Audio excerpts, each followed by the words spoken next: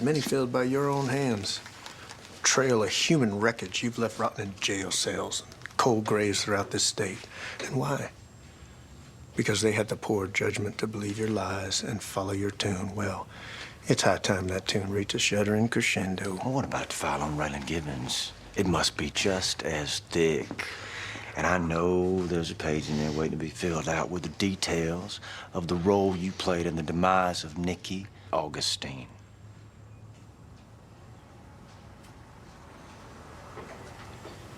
Are you implying Raylan was party to the murder of Nikki Augustine? Oh, I'm not implying anything, ma'am. I'm stating. Well, that's all done with. That case was sewn up tight. Got a sworn affidavit it was an FBI turncoat. That's right. It's yesterday's news. This is today.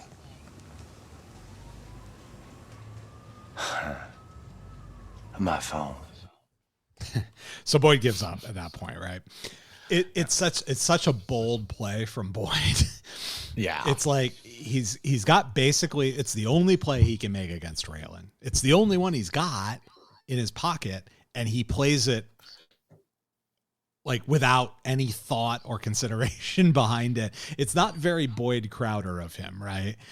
And he makes his only play and it fails. Boy, does it fail. And you could see, Timothy Oliphant's doing some great acting here, because you see the look on Tim's face when Boyd says, the murder of Nikki Augustine.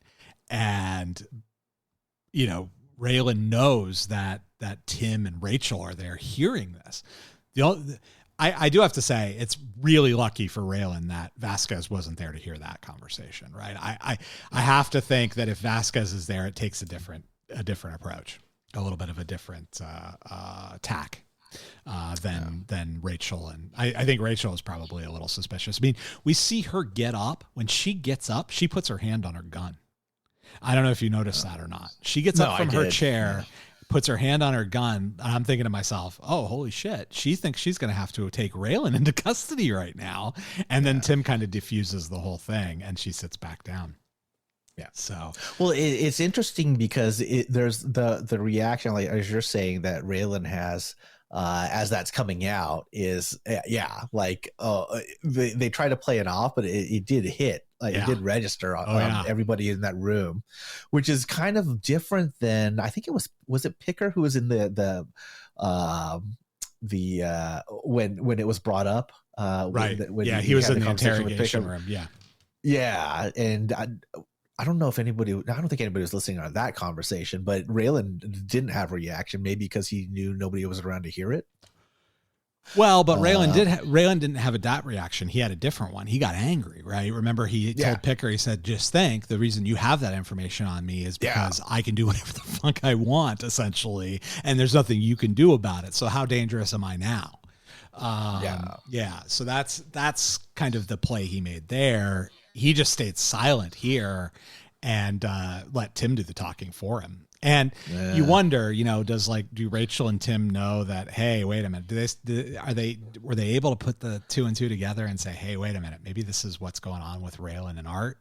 And why there's issues here is because there's something that would to make this? sense. That would make sense from Rachel's perspective, because she knows that something has happened. I mean, like, because she confronted Raylan about it. So and you have to assume. I mean, you've worked in an office, so people gossip in the office, right? So Tim and Rachel, whenever Raylan's in Harlan for hours at a time, they've got to be sitting there in the office gossiping about Raylan and about what happened with Art. So they have to have shared those theories with each other. So, but it is, it kind of reinforces ACAB a little bit.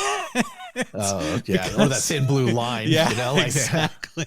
Because it's like, oh, well, Tim and Rachel both know, hey, maybe there is something to this, but fuck it. We're not going to worry about it because we've got a real bad guy in front of us we have to worry about, not the cops. So it's a really good scene. And Tim does some really amazing facial acting in it, because he goes from being confident and cocky when confronting Boyd to being scared and a little taken aback by what Boyd just did.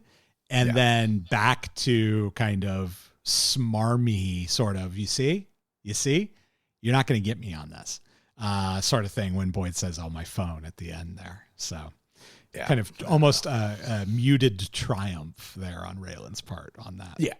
And it's a great scene just overall, as you're saying. Yeah, it's really, really good. And we get all the best actors in the show are in it, except for Ava. And Ava did some serious work in this episode in those scenes with Raylan. So we give her credit for that. It's not that we don't like Ava. We just don't like the storyline. That's all. We love Ava. But so Vasquez then presents the plan to Wendy and Daryl. Kendall's going to be tried as an adult. Wendy loses her mind. And we'll see how that plays out. Boyd gets his phone back, calls Jimmy, tells him, "Hey, hide the rest of the dope and get out of town because the storm's coming." And Jimmy says, "Okay, got it, Boyd." But we see Jimmy's crying, and that's because the cartel is there and they have guns to his head. So we got to wonder what's going to happen with Jimmy and Boyd and the cartel in the final episode of the season. So that gets us through the episode. I have a couple of additional notes I just wanted to make that I didn't make in line. One, Wynn tenderly taking care of Mikey is such a great moment. Like, you really get a sense for the relationship that these two guys have. He's, giving him water out of a water bottle. He's forgiving him for giving up the details on who hid Boyd's heroin. He says, "You did what you could, Mikey." It's very tender and appears to be very genuine from Wynn's perspective. And I really enjoyed that moment. The other one that I had here is that I don't find Alberto to be particularly convincing as a hard ass. On a show full of hard asses, I find him to be kind of like a nice guy, almost like a reasonable sort of guy. Like his guys are scary as hell. But Alberto himself, I don't know. He seems too cultured to be cutting heads off and skinning people and everything else. I mean, obviously in the next episode, we get to see who Alberto really is, but just the way he's carried himself so far, I have never been all that convinced that Alberto's a badass, right? He's gone from, he was going to kill him in the desert, and then he let Boyd talk him out of it. He was going to skin Wynn with the machete in the Winnebago, and he let Wynn talk him out of it. He's way too easily talked out of stuff. Maybe he doesn't have the stomach for cartel work. He's not goal-oriented. Yeah, exactly. Well, I'm beginning to question how motivated you are to the cause here. Wonder what Mr. Yoon thinks of Alberto. What's on his quarterly report or whatever, his annual performance review? We need to talk about your commitment to our mission. It's so funny. I want a TV show where the criminal organization is run like an office. I think that'd be really funny. I think Mike Judge needs to do that. Yeah, middle management is all occupied, like they don't do any of the dirty work, and then they're just filling out TPS reports, and they're there forever. They never leave. Yeah, they never leave. Just stuck in the same place. All right, I might edit that out because I might write that. So, but that's all I've got. So, do you have anything else on the episode, or should I get to our last segment here? No, that's it. All right, let's get to our last segment. I was telling my friends this morning how yesterday you come to me and you don't get out of town in 24 hours, I'm going to shoot you on sight. Fire now! Oh, you gonna shoot him if you catch him? I'll kill 4 of you before you even clear your weapons, and I'll take my chances with the other 2. You get the chance. Shoot him in the nuts. I don't pull my sidearm unless I'm going to shoot to kill. Are you going to shoot him too, Raylan? And Raylan again does not shoot anybody. It's unfortunate too, because I think that if anybody needed to get shot, it would have been maybe Daryl getting shot, accidentally. Yeah, in air quotes. Yeah. He died in transit. We don't know exactly. Yeah. What was it? The Baltimore police used to do this thing called the e-ticket ride, and they would put the people in the van. Yeah. Without restraint, like they'd be restrained, but they would be not tethered, or they wouldn't be in their seatbelt. Right. Their hands are cuffed, their feet are cuffed, and then they're rolling them around. They're rolling around the back of the van. Yeah. I mean, that was all well and good until somebody died. So yeah, I was going to say, yeah. How do you hide that body? Right. But yeah, I mean, in an episode where that's basically what Raylan was doing, he was trying to just basically set on everything on fire to see what shakes out. I don't think he would have been above that. No, probably not. I mean, we've already seen Raylan will put people in the trunk if he wants to. So, I mean, how far are we, right, from that? Yeah, exactly. But he didn't shoot anybody this episode. Nope. And we had Daniel Panabaker, R.I.P. Yeah. And got bled out in the bathroom. Yeah, that's a terrible way to go. Yeah, huh? You don't want to die in prison by murder. That's for sure. You don't want to die in prison, period, but especially by murder. Yeah. Who else died? That was it. That was it. Mr. Bartender. I forgot his name. Yeah. Not Carl. Caleb. Yeah. Caleb quit. Oh, and then the other thing actually I did have another note here. It was they were the girls, the hookers in the trailer that was like the first instance like 10 years ago of people doing World Star. They recorded. Oh, I know. You're totally right. I forgot about the World Star yell. Yeah. World Star. Yeah. Well, Dewey's beating that guy's ass. I do love us seeing that encounter through their eyes is so great too, because at first they're excited about it, like, oh, World Star, and then they're like, holy shit, he's really beating the hell out of this guy. And they're taken aback by it. So yeah, I love that. Well done on the part of the director to kind of play that out.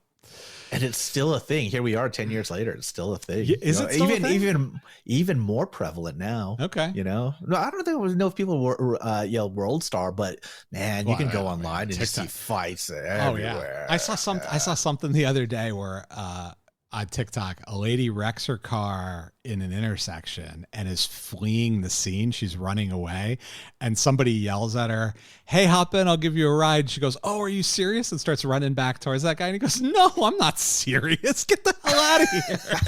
And she runs away. I saw that from 3 different angles. Like it's multi-takes. It is. It's like a full-on Hollywood multi-camera shoot. You got somebody across the street. You got the guy who actually said, "Hey, I'll give you a ride," or whatever. And you've got just like some third party who's recording it too. It's amazing. Just wow. The cameras everywhere. Nothing you do is private anymore. It doesn't go away. The production value on those TikTok videos was higher than like half of the shows in 1993. It's crazy. It's amazing, huh? If you think about it, right? Absolutely is. 3 different angles, or whatever you said it was. 3 different angles. 3 different angles, 3 different phones, 3 different people's perspectives on the exact same event. It's how does that even happen? Well, I guess you know what you could like. Well, it was immediately after it was like a 3 or 4 car accident, so it was immediately after that. And I mean, TikTok's algorithm is just too good for its own good. if it sees that you like something, it'll give you. I've had this happen to me multiple times before, where I've seen two different versions of the exact same thing, because I sat and watched the whole video the first time around, and then they're like, "Oh, well, you liked that one, you like this one too." So so somebody put those all together. No, is that what you saw? No, it is just the same accident, and then somebody on 3 different people, different on TikTok. posters on TikTok posted them, and the algorithm knows enough that you watched this one, you probably will like these other 2, because people go and search for them after they watch. So they'll watch one, and then somebody will go and search for other videos of the same thing. Or they'll tell their friends, "Hey, you got to search TikTok for this video." And then the next thing you know, it's like, oh, okay, there's 3 or 4 versions of it. And everybody who is interested in that video gets all of those versions. And yeah, it's just that algorithm is absolutely amazing. It's incredible how good it is at what it does, and terrifying at the same time. That's the one thing I haven't put on yet is TikTok. I haven't signed up or anything like that, but it sounds to me like it's a lot better than, because I think YouTube has, or maybe it's Instagram, one of them has like the same sort of thing where people put short videos on. They all do now. So Instagram has it, Facebook has it. What's the other one? Instagram, Facebook, YouTube. YouTube has the shorts also. Yeah. And so, and the shorts are